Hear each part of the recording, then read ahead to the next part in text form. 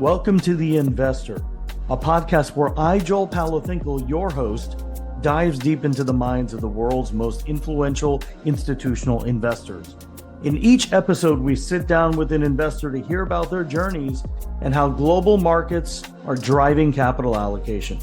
So join us on this journey as we explore these insights. All right, so really excited about this episode. I'm here with Bridget Duru. She's an investor in early stage education tech, workforce tech, life skills. When we talk about life skills, we're talking about health equity, financial inclusion. So innovation around those sectors. As a vice president at Rethink Education, she's focused on pipeline and deal sourcing and thesis development.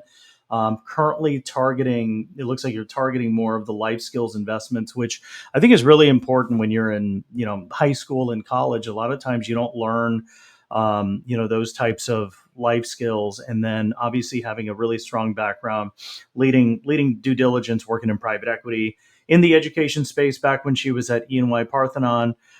So really excited to go really deep, Bridget. Why don't you I know I did a very brief overview, but we'll love to kind of have you start out talking about maybe your early life. Where did you grow up? Where did you, go to school?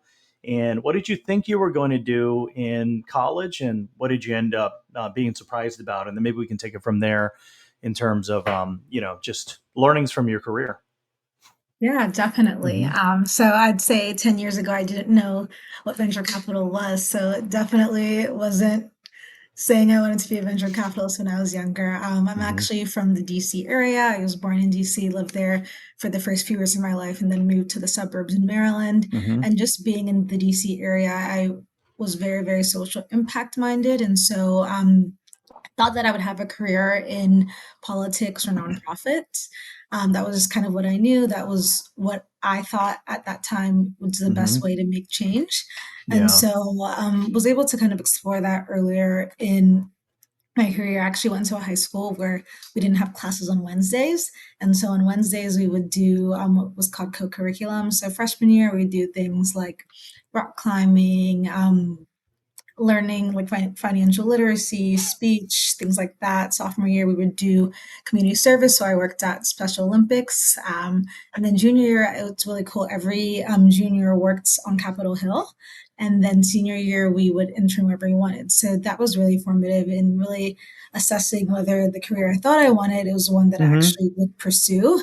So my junior year, I was able to work for Nancy Pelosi. It was a really interesting, informative experience. Being on Capitol Hill every Wednesday, going to briefings, writing memos, helping out with their press conferences.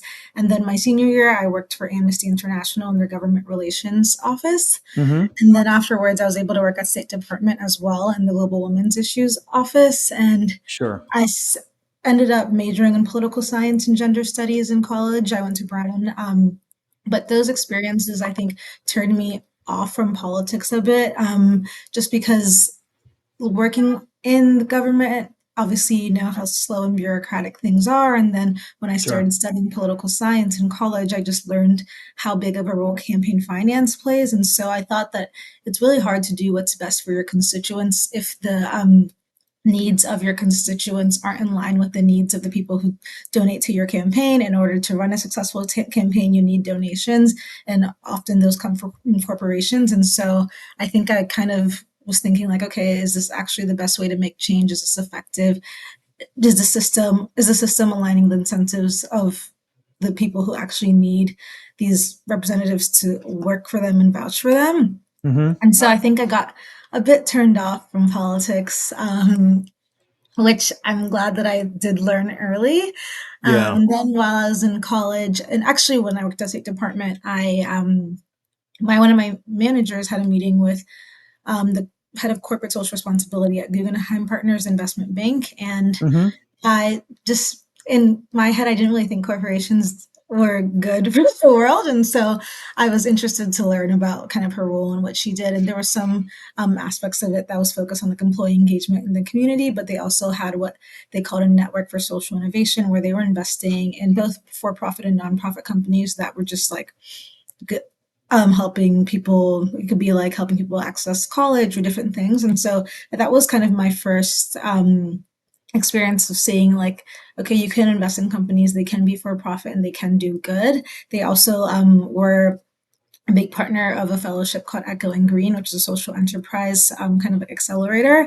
And I think there I was able to see like, wow, there's so many ideas that can actually be for profit, be more scalable, and not be dependent on donor dollars, but also have a positive impact on the world. And so I think that really changed my worldview. After I interned at Guggenheim Partners, I went back to Brown. I learned a little bit about venture capital and actually joined Brown's Venture Capital Inclusion Lab. So we were looking at why women get less funding than men and doing some research. I was interviewing women founders, interviewing VCs. I thought it was really interesting because I do think VC does have the ability to make lots of positive change. Not saying that Mm-hmm. negative things won't aren't funded or that there aren't negative externalities, but I just thought that it was an interesting way. And if you get capital in the hands of people who really care and who do want to make a difference, both investors and founders, then it's just like a way to make change actually like way more quickly than like policy. And so that's where I was started becoming interested in VC. After that, I started my career at Parthenon. So we mostly do due diligence for private equity funds that are buying or selling companies. I did work in education, consumer, a little bit of healthcare and financial services.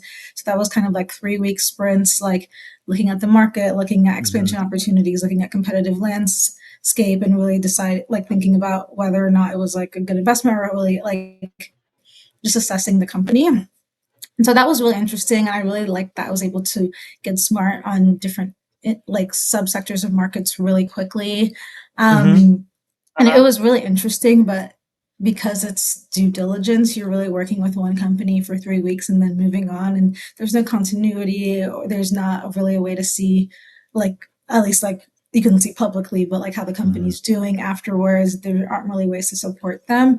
And I knew I was always interested in VC. And so decided to kind of try to pursue that. A lot of people from my firm would go into private equity or venture capital, and so I had a friend who works in education VC. I thought I would be interested in maybe social impact VC, education, consumer, something along those lines. And she introduced me to another friend who just saw this job posting and sent it to me. So I think it was a little bit of a different time back when I joined VC, but Sure. I just applied. I didn't really know anyone on the team, and I've been here for 3.5 years.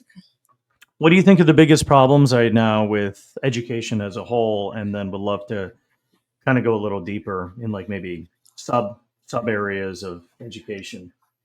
Yeah, so I think education in general has it's just every learner is different, right? Mm-hmm. Every learner is also at different stages. So if you have a class of second graders and they're all at different reading levels and you're a teacher and there's one of you and 30 students, it's just kind of impossible to be able to meet the needs of every student, make sure that everyone's on track. And Sure. so I think the student teacher ratio is one issue. Education systems are also super rigid. So you have to Mm-hmm. sit in the classroom, pay attention for hours. Like obviously most adults can't pay attention for that long, and so being forced to sit still and like also like not everyone learns in the same way, and so you might Mm-hmm. like being able some people might be better at practicing, some people might be auditory learners, so just students are different, everyone has different learning needs in the school, just kind of just due to resource constraints, um, just forces one way of learning, and Mm-hmm. so I think that is like a big issue. The US, obviously, a lot of people are have low literacy rate. So even if you go through school, like it, if you don't know how to read, it's really unless someone can like identify that, pick you out, and really give you like personal tutoring, it's really hard to get back on track. And so like those issues actually just like compound as you grow older. Mm-hmm. So I think those are some issues with education in general. And then obviously we have the Trump administration that's trying to dismantle the Department of Education. Make a lot of changes there. So I think the education system already had a lot of problems, and then now with this current administration, I think Sure. there's just They're more cutting more funding confusion. pretty much. Yeah. Yeah. What like my provocative question is like why do you think like we don't learn, because you're focusing in this area, right? Personal skills. Like, I mean, I learned the concept of like balancing a checkbook like back when I was a child, when we had checks, and I didn't Mhm. learn that in school, but like I would see my mom like literally manually balancing a checkbook. But that would have been pretty interesting to know before I went to college, or like learn how to manage my finances.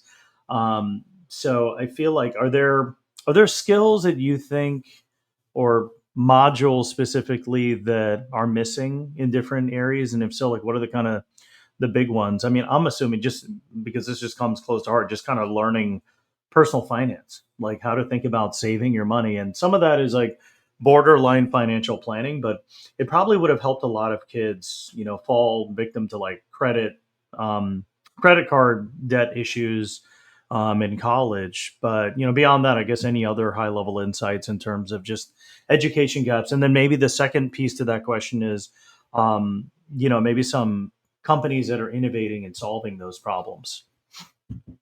Yeah, so definitely there's so much that we Hmm. do not learn in school that we should learn in school. Yeah. Financial literacy is one big topic. People don't really understand credit, they don't Hmm. understand debt, they don't understand investing, they don't like even just like the basic the I'm not gonna call them basic terms because the terms are complex, but they don't Hmm. understand the terminology. So if you get a credit card, you have this long like this like multi-page piece like paper that explains everything, you might Hmm. not even need the terms to understand it. Yeah. And so I think financial literacy is something that really is missing in schools. I think it's just like in terms of like if is that the priority of the school district and do they have budget for that? And Yeah. then also like for healthcare, I think health navigation is something that's really confusing for Americans. We have a very complex healthcare system. Most Americans don't understand basic terms like co-pays, co-insurances, deductibles. And so, if you get health insurance, you have all these different options. You don't even know the terms to really assess. You don't know Hmm. how to think about how much you might pay. You don't maybe understand how to assess your health and like how often you go to the doctor and what conditions you might have with those companies. And so, I don't know that I think schools should teach it, but I'm not sure like a product in schools. I don't know if there's a budget for that and if it's Yeah. prioritized, but I do think like we think a lot about embedded learning. And so if you have products that people are already using and you can like embed education into it, I think that's like kind of a core theme in life skills. So like we Hmm. looked at a company, for example, that is a credit card for people who are underbanked. And in order to increase your credit limit, you actually have to take financial literacy courses. And so things like that are really interesting. Or, yeah, just ways that you can, it might not be an education company when you look at it high level, but when you dig deeper, like if there are like ways that you are educating consumers, like how to Hmm. navigate the both, I think the healthcare and financial systems are really key places that affect our lives, and people just don't understand how to navigate. And then also, it's like the way you learn this is just by people around you, and so people who grow up more like socioeconomically advantaged, their parents will teach them how to balance a checkbook or invest, or might even have already started investing for them when they were younger. Their parents will, you can call your parents when you're at work and trying to figure out which health plan to choose, and they'll help you make a good decision. So without those networks of that usually are attached to privilege, then it just makes it much harder and just kind of draws like divisions in the US even more in terms of like access um, Hmm. and ability to succeed in life. No, that's really helpful. I mean, I'd love to also, if you don't mind, Bridget, maybe taking a step back and going over the mission of Rethink Education. I know there's a couple different verticals that you support. I mean, it looks almost like you guys have kind of this multi-pronged franchise with different areas. Looks like you guys are focusing on real estate, also venture capital, a couple other areas as well. So would love to, and, you got Rethink Food, Rethink Impact. So would love to kind of maybe learn a little more about the organization and then maybe the second level below that is kind of like how you guys are thinking about the different focus areas and then maybe going deeper in terms of like what your investment thesis has been over the last couple of years and how that's been constantly refined with things that are happening in the market. Yeah, so Rethink Education is part of Rethink Capital Partners, which is our parent Hmm. company. Yeah. Rethink Capital Partners has five different investing vehicles. So there are three venture funds and two real Hmm. estate funds. The real estate funds are focused on healthcare and affordable housing. It's Rethink Healthcare, Rethink Community, and then there are three venture funds. One is Rethink Education, where I work. We invest in EdTech, workforce, and life skills. Hmm. Um, Rethink Food is investing in food and sustainability more broadly, and then Rethink Impact is investing in women founders who are using technology to improve the world. So we're in an impact fund in general. We care about the people we're serving. We care about the efficacy of the companies we're investing in, and Hmm. that they're improving the lives of people. But we have separate LPs, although like some are shared, and then we have separate investments, although like we have some shared investments with Rethink Impact. And so we Yeah. kind of share like back office, and that's the parent Hmm. company, and then the funds operate a little bit independently, but we just can lean on each other for back office and also any learnings in terms of like, oh, you've invested in this company. What do you think? What do you think about this market? Sure. Yeah, because some of those might flow into each other too, right? I mean, when you're Mhm. thinking about impact, obviously education can help with impact, and also obviously sustainable food probably may flow into impact in some instances as well. And then, kind of with your focus on education, what have been some learnings over the last couple of years, and how have those learnings evolved? Which is kind of new technology. Now we have a lot of AI technology, so maybe there's some more macro opportunities with education as well. Yeah, so our fund, we're investing in EdTech, workforce, and Hmm. we call it life skills, health equity, financial inclusion. I Hmm. think I started in VC in like 2022, and so kind of like the tail end of everything being super overvalued. And so I think Hmm. one thing I learned when I started was that like you'll have times when your sector is really hot and you'll have lots of generalists coming in, um, getting really excited about products. Obviously, people were really excited about education in 2020 Hmm. and 2021 because of the pandemic, and there was a lot of online learning. And so there's a lot of technology that you can invest in. But a lot of generalists who haven't been investing in education for a while might make certain assumptions that might not hold to be true. And so, like, what I saw was a lot of companies were super overvalued in 2020 and Hmm. 2021. And, like, if you're not understanding the TAM of education, like, if you're selling to school districts, like, the TAM is different than if you're selling a B2B software product. And so, I think one learning I've had is just like sticking to what you know and your expertise and not really kind of getting into the hype that like just like not buying into hype cycles and Hmm. knowing what you know and trusting that.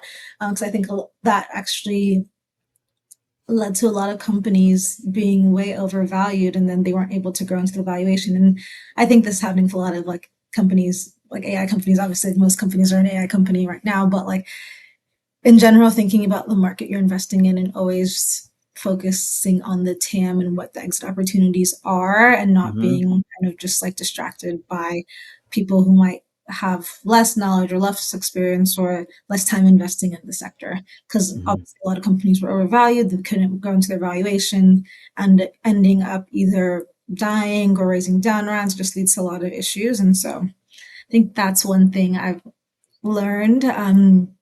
But yeah, I think investors kind of make the same mistakes over and over again sometimes because they are so like influenced by hype. I Hmm. think obviously AI brings a lot of innovation into education and it just kind of upends the system a bit because and I didn't mention this, but something that is also an issue with education is that it's very like memorization focused. So like I know this fact, can I repeat this fact?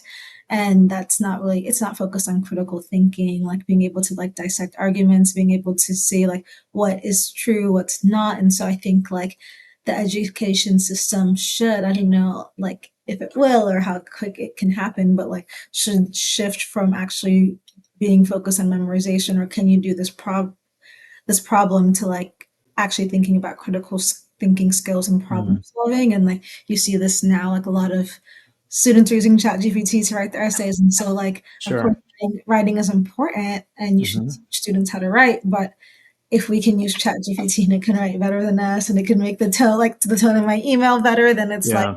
okay, obviously writing is important, but what else do we need to teach students? Do we need to just like a change in like the skills that schools need to focus on?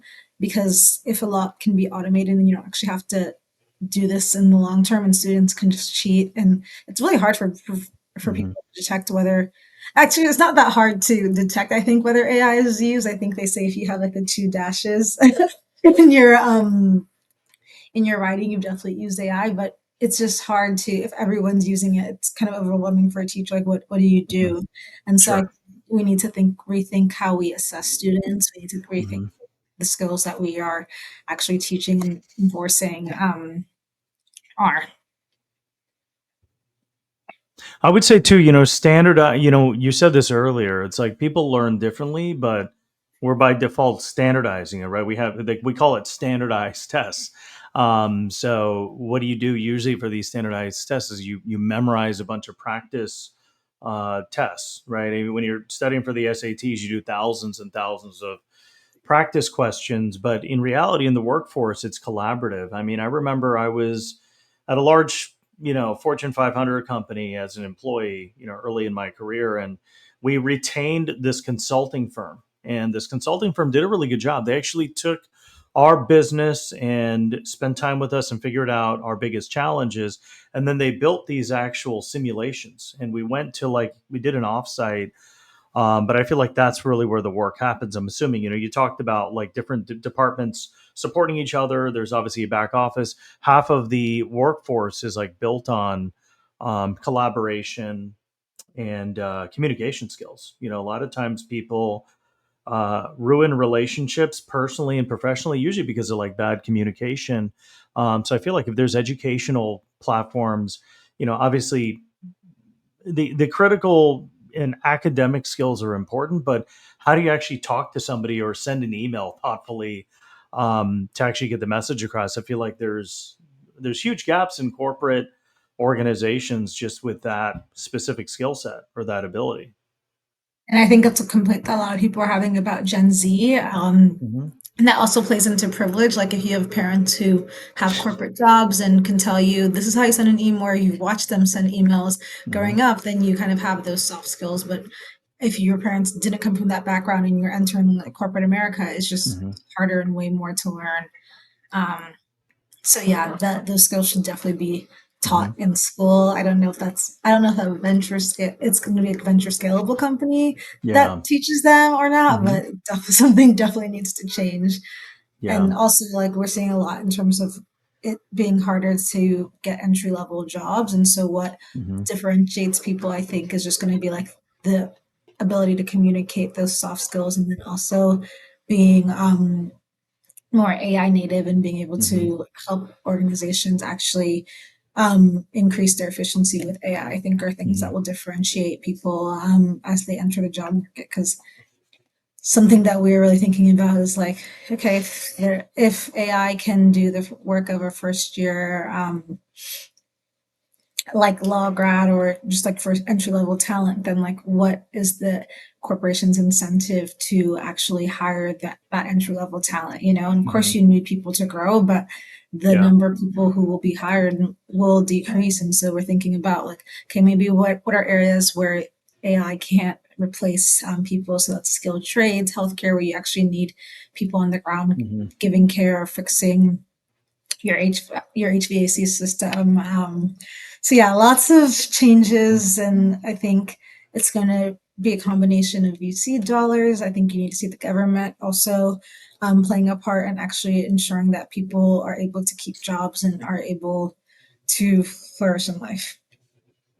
No, I totally agree. One thing that's kind of interesting, and would love your take because you're much closer to this. But I think years ago, this was years ago too. But you know, when you're interviewing, you're hiring talent. It's a scheduling nightmare because if you bring somebody in for 7 hours to do the interview, a lot of times those interviews are in person, even if it's on Zoom. There's a lot of coordination because you got to make sure that all those people are there, but I thought it was pretty innovative. I mean, there was a technology that could just pretty much automate the same interview questions. Because a lot of times when you interview someone, you ask them the same things. Tell me about yourself. Tell me about, some things that you did notably in your life. And a lot of times when people are doing those interviews, they have those questions already written down on like a notepad, and they're asking those key questions. There may be some situational questions or follow up questions to double click on something that a candidate mentions. But I feel like now with AI, there's circulatory questions that can kind of come in that could probably simulate a real person. So if you could have 10,000 people apply and there's that same interview process with kind of this virtual avatar or like an AI clone of yourself, that pretty much asks the same questions. I'm wondering if that's already a crowded market, Bridget, in terms of like just augmenting the workforce to be able to interview candidates more at scale. But then also, I feel like there's a training opportunity where people could do mock interviews for multiple industries, right? They could do a bunch of like mock VC interviews with like a virtual Bridget, pretty much, where they can get that practice and get a score, to know how proficient they are. Where like it's pretty close to like determining if they're a good candidate or not. And they can practice with that until they receive a certain level of proficiency.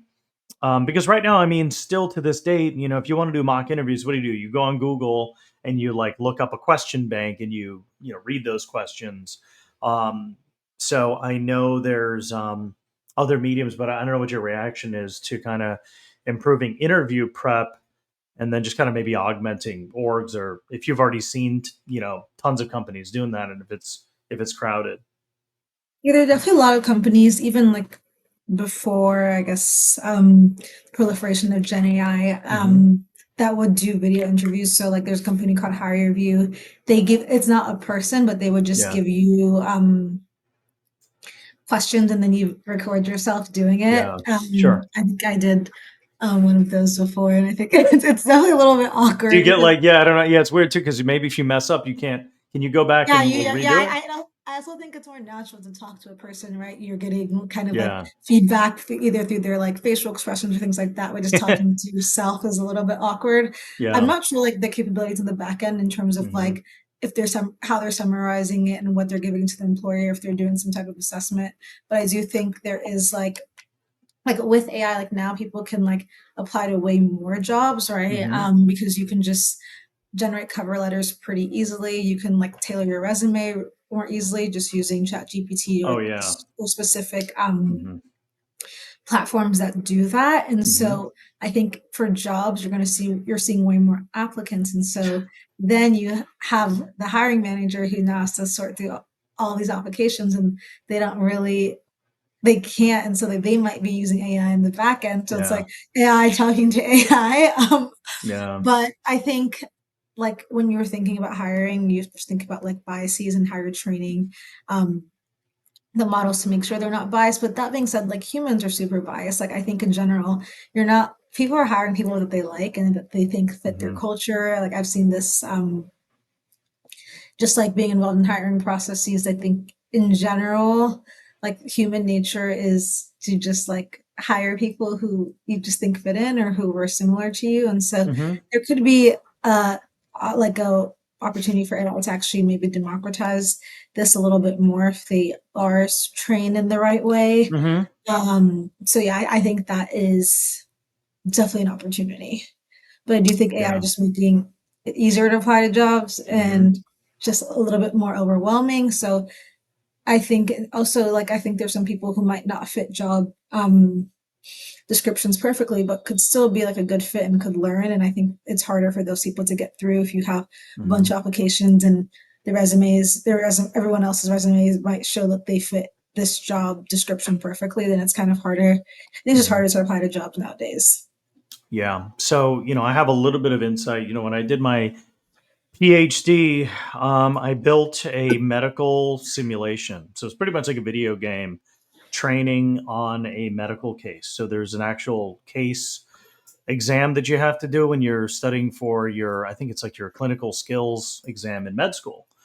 And what I found, it was crazy. So people have, just based on data, people feel more comfortable talking to like a dinosaur versus like a real person. So there's a lot of weird nuances, which is people's level of comfort and like anxiety that they have when they're interacting with somebody, kind of like how you and I are doing. But people's guard gets down; they feel not judged when it's actually non-human too. So I feel like non-human avatar looking people might also be beneficial for some people too, right? To your point, Yeah, everyone learns differently. So that's kind of interesting too. Like it'd it be curious depends. to look at the data. Yeah, it depends on the person. Also, like Gen Z, for example, I think they're a little bit more scared of talking to people. Like I think like if you ask someone in Gen Z to like pick up the phone and make a call, they might get Yeah. anxious as opposed and like are just kind of used to like texting. So it really depends Yeah. on the Yeah, you might person. have to do the whole interview on text with like a Gen Z probably, Mhm. they're so yeah. No, that's interesting. What are some other let's talk about the future kind of, because obviously you have to think about this, right? And you have to think about big markets. So what do you think is going to be really innovative in the future of education that is probably still a few years ahead? Yeah, I think if we think about, I guess let me think about the workforce and like I think it's going to Hmm. be a lot of I don't know if it's innovative, but I think that's what's necessary. Just like reskilling people. I think making people more comfortable with AI, helping them use AI. Like if there's like so I think like there are all these AI platforms that you're supposed to use, and like Hmm. it'll increase your efficiency. But sometimes people might be overwhelmed by the options. They might not know which ones to choose, and so if they were kind of just like we talked to one company that was pretty early, but it would kind of create a tutorial for like each, like it'd say like, hey, this is my job. These are the tasks I do. Um, what AI tool should I be using and like help me understand them and get smart on them. So I feel like that kind of Hmm. like training to become more proficient in AI is Yeah. really important, especially as you see a lot of CEOs saying like, if you're not using AI, we're going to fire you and things like Hmm. that. Obviously, that's Well, I not think it's going to be correct me if I'm wrong, Bridge, but do you feel like AI will be the next version of Microsoft Office? So like obviously, like back in the day, right? People put on their skills like, oh, proficient in Microsoft Word and PowerPoint. So do you feel like, just ChatGPT will be kind of like, hey, proficient in ChatGPT and, doing these specific AI tools, um, alongside kind of like Microsoft and Excel and Word? Yeah, definitely. I think it's probably going to be like a little bit more like specific Hmm. than ChatGPT, depending Yeah. on like what your industry is. So like Hmm. I would assume like you would need to be like proficient in the tools that Hmm. are most beneficial to like your daily tasks. But yeah, I think ChatGPT is probably table stakes, and then it's like, okay, what Yeah. do you use? How does it increase your efficiency?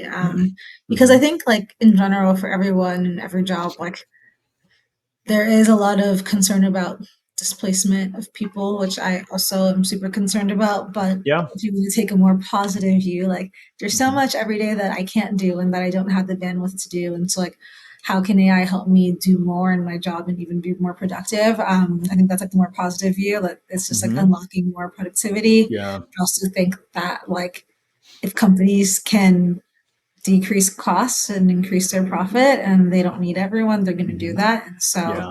it's a worry as well.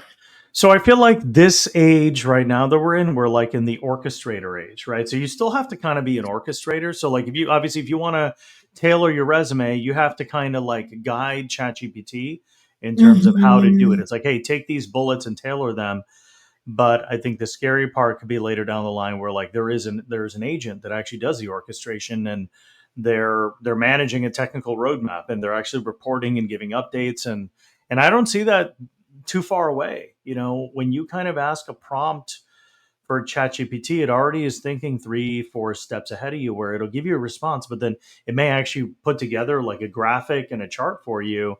And it's doing Excel now as well. So you can actually put together like a full financial model. So I think now, like all you have is essentially senior leadership where you're developing culture. But I think maybe there'll be a future where you're developing the culture of like a bunch of agents at some point. Yeah, and I think there also just be like new jobs created, and I'm still trying to like Hmm. figure out what those jobs are. But I think Yeah. in most technological revolutions, it's like some things like are no longer necessary, and some jobs aren't necessary. But there will be new jobs. Hmm. So I think it's just like facilitating the transition and making sure that people aren't left behind. Yeah.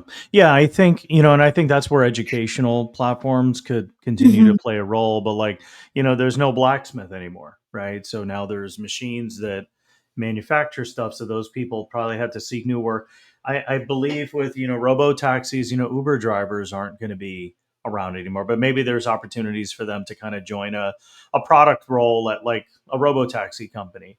Mhm. So I think definitely there'll have to be new roles, and like those people will have to have some on ramps to upskill. I forgot the name of the company, but there was a pretty interesting company that like helped people get jobs in healthcare, like in phlebotomy jobs, or Cool. like jobs where you're kind of like getting those essential worker jobs. So I think there's also opportunity to do good by doing good, right? You can grow your business and have a really healthy company that's profitable and growing every year, but then it's also providing some impact. It feels like that's kind of what you guys are looking for as well, right? The venture scale with also the impact, which usually is not typically like correlated together.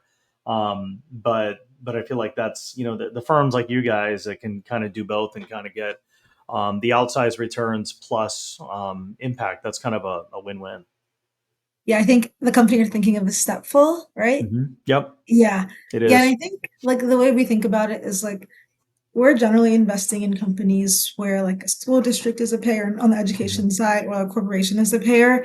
And so technically like as the company scales, like they're reaching more people, they're educating Hmm. more people, they're giving more people skills. And so like revenue growth is actually correlated with impact. And so like Yeah. that's what we're usually trying to find companies that solve both. And there are a good Hmm. amount that do. I just think in general, another thing I've learned is that like corporations aren't necessarily rational actors. So like most companies that are selling startups that are selling to corporations are always like showing kind of a return on investment ROI Hmm. metric. But like if I have my budget and my budget is the one that's purchasing this software or this education product, but it's actually saving money on someone else's budget, like I'm not necessarily incentivized to do that, or am I necessarily going to get like the credit for it? So Hmm. I think in general, another thing that I've learned is just that like most corporations aren't rational actors. So even if something makes a lot of sense, they might not do it just because their incentives don't align. So I think a lot of it is just figuring out like which companies, which models, which products like align incentives and actually make sense for people to adopt. Could we double click a little more on areas that you're seeing that are exciting in kind of the workforce and life skills? So, I know we kind of have some subsectors of health equity and financial inclusion, but what are some areas that you're excited about in those sectors? Yeah, so I think the care economy is something that's super Hmm. exciting. Yeah. I think by 2030, 20% of people in the US will be age 65 and older. And so those people are aging and then also they're living longer. Life expectancy has increased Hmm. and Yeah. on also like managing health related issues as they age. And so there are lots of opportunities there. Like so a lot of people want to age in place. Hmm. And I think like especially as you have a more diverse like as the older population is becoming more diverse, I think there in certain cultures it's kind of stigmatized to go to nursing homes, and so thinking Hmm. about what technology can be in the home to allow people to age in their home as opposed to leaving their home and going to a nursing home. There's been a couple startups that are working on compensating caregivers, so Hmm. a lot of a lot of people have to quit their jobs to care for a loved one who's sick or old, and that's obviously work that's not compensated. So there are a couple of states where you can actually be paid to become a caregiver for your loved one, and so I think that's a really interesting model, and also kind of helps with a lot of maybe like displacement of jobs due to AI. These are jobs that you need a human to take care of you. Like that's just kind of like there's no replacement for that, and so that's really interesting. We're also looking at neurodivergence.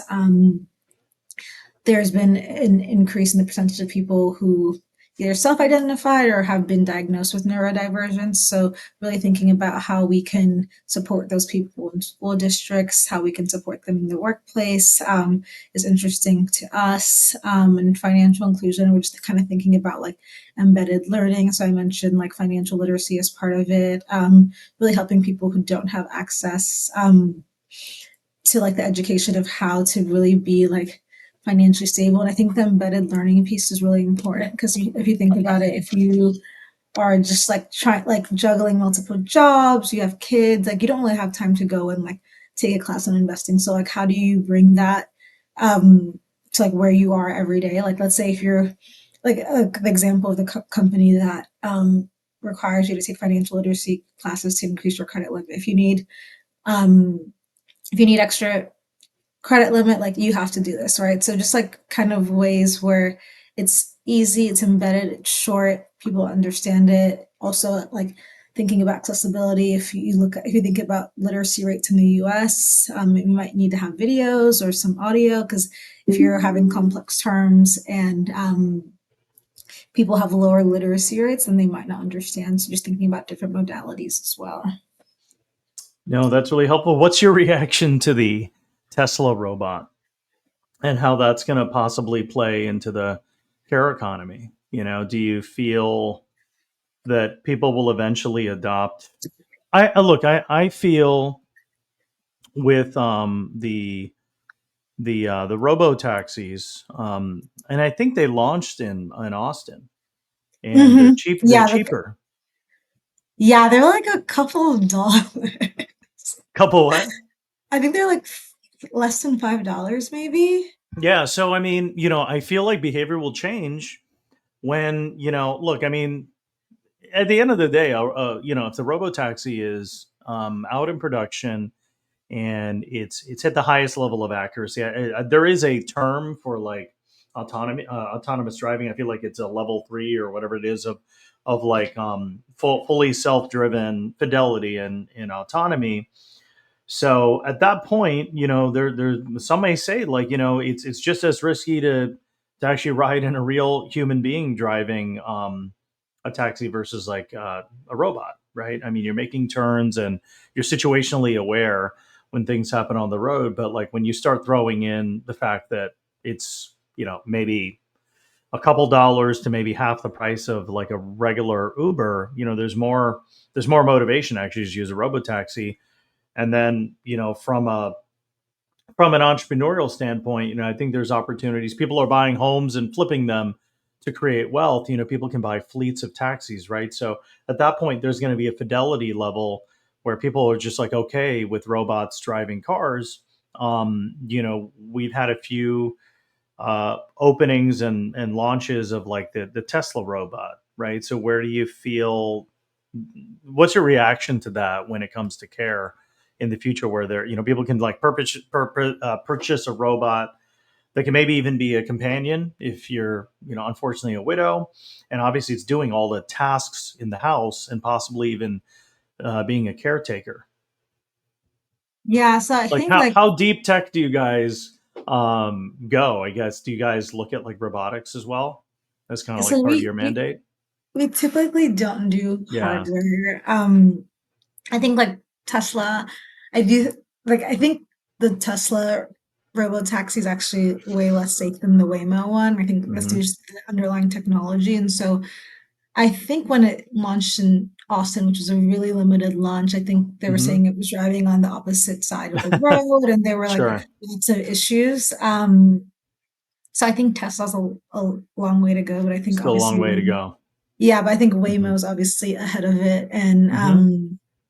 super successful like in California. And I think that the studies have showed that I think Waymo's actually safer than I am not like Hmm. completely sure, but I think it's a little bit Interesting. safer than human drivers. Yeah. And I think I was listening to a podcast with someone was saying like I'd rather be with a robot than like the creepy Uber driver. I think in terms of like Yeah. women's safety, that's like another thing. Yeah. In terms of doing household chores, I think there's probably like a couple of years until their robot is doing it, just because there was like so many like different things that you have to like program, Mhm. like where is my Windex? You have to get it like there's just Yeah. it's so specific to a house that I'm not Hmm. sure how far we have until we get to using that a lot. But I do think Yeah.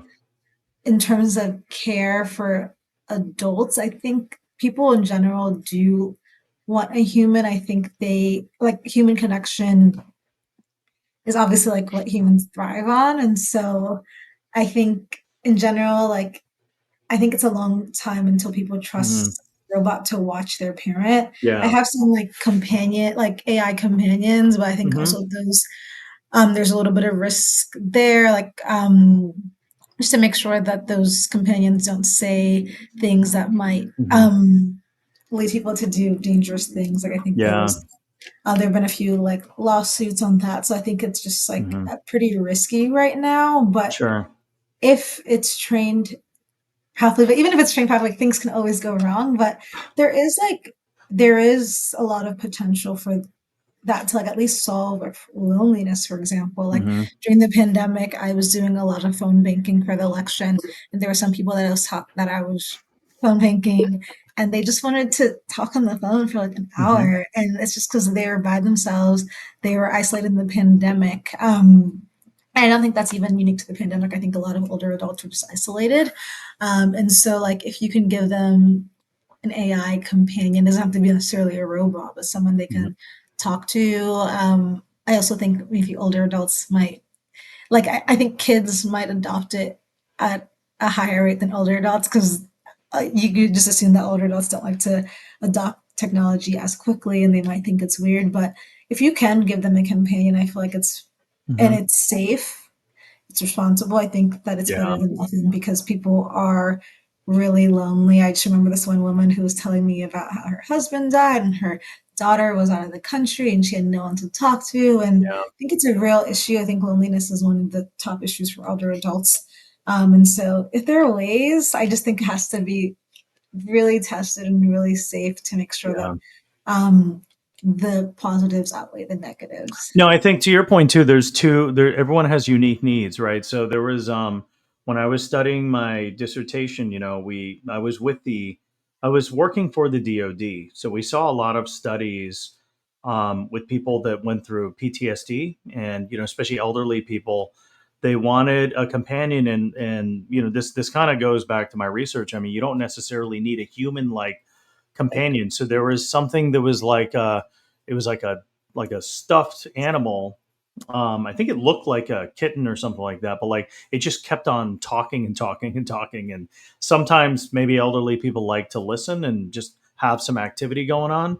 And I think there's loneliness also because I mean, when people get older, their parents are getting older. It's it ends up becoming a burden, right? Because you're stressed out about taking care of your kids. Then you're also stressed out about obviously your parents' health and their care. So it's not only just the parents, but it's the kids underneath them that are now eventually going to be assuming responsibility. So you're always stressed out about making sure that they're all right. And you may not always have the time to call them, right? So if there's something that can kind of serve as a companion, that could be interesting. A companion that's just always talking and telling stories and stuff, and maybe the person likes to listen.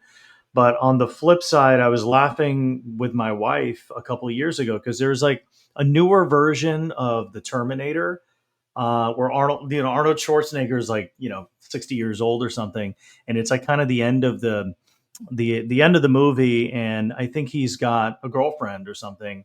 And she's like, "Oh, he's great because he doesn't talk and he doesn't say anything to me, and he just does the dishes and does all the chores, and he's a really great listener, and our relationship is really great." So that was pretty funny too. Where sometimes half of the again communication, half the time when people have challenges is maybe some type of thing that somebody else said that didn't hit the right way, so it kind of creates some communication issues. So I feel like there's companions that can just continue talking and saying things that can kind of be great for people that like to listen. But then there's some people that just keep their mouth shut as a companion that is great for people too, because people just want to be heard at some point. It's true, but also I think like there was some criticism of ChatGPT because it was overly like you're like, oh, I'm thinking of doing this, like should I do it? And it's just like very like positive and affirmative. And I think Uh-huh. they were saying like there's also the issue where it's like, yeah, if you're saying crazy things that might not be the best, like you do kind of Yeah. need a balance and A someone to balance. kind of check you, which I think Yeah. is also the beauty in human connections where people aren't just going to agree with you all the time. But Yeah. yeah, nothing is perfect, but Yeah, I and I mean, think, maybe personalizing it or adjusting to that too, or like reacting, like I don't know, like just understanding who that person is, and maybe would you say like the personalization kind of might help a little bit with like yeah, adjusting to that, definitely. like And dynamically? yeah, maybe if your family member can also personalize it, like, oh, my mom always says this, please like correct her. So like not only the user personalizing it, but more of their community personalizing it as well, especially Yeah, this person who's often alone. yeah. No, I totally agree. Well, I know we're up at time, so Bridget, maybe one piece of advice that you'd give to us, maybe from a mentor or from your careers in terms of maybe being a better investor or just kind of being a better professional. I guess anything that you'd like to share with us as a piece of wisdom.